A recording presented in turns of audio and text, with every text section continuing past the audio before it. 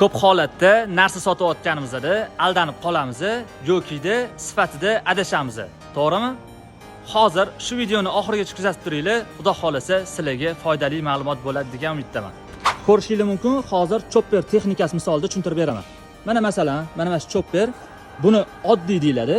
Sifatga bo'ladigan bo'lsa, 3 xil sifati bor. Masalan, bu oddiy. Xo'p, buni motori sal yaxshiroq 130 ming so'm. Buni sal motori pastroq bo'ladi 100 ming so'm. Lekin buni vaqtinchalik ishlatishga bo'ladi. Masalan, 1 yilgacha. Buni o'zini klientlari bor, buni ham ko'p olishadi. Endi xuddi shuni o'rtacha varianti ham bor. Mana 2 xil variantda bo'ladi. Xitoyniki 2 xil o'zini qozoni bo'ladi. Xo'p, buni narxi 280 ming so'm, buni narxi 320 ming so'm. O'zini buni qo'shimcha nasatkalari bo'lgani uchun 320 ming so'm. Lekin bu o'rtacha bo'lgani uchun hadovoy hisoblanadi.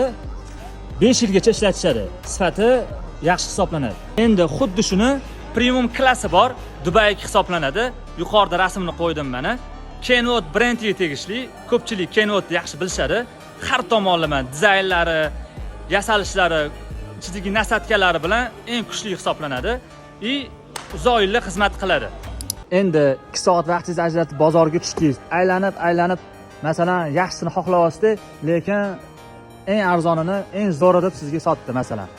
Olib borasiz, ishondingiz masalan sotuvchiga. Uyga olib bordingiz, 1 oy, 2 oy ishlatdingiz-da, keyin ishlatganingizdan keyin siz xohlagan narsa bo'lmay chiqdi. Keyin o'ylanib, bekor olman deysiz, to'g'rimi? Afsuslanasiz.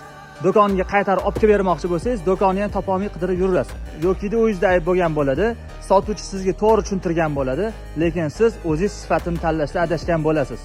Hozir mana bitta chopper texnikasi misolida 3-4 xil sifatlisini ko'ryapsizlar.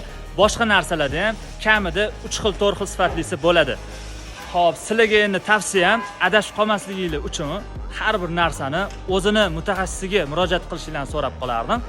Ana o'shanda xudo xolasa sizlar kutgan natija bo'ladi. O'tkazgan vaqtingizga rozi bo'lasizlar. Bizani kuzatib borishda davom etinglar. E'tiborli uchun rahmat.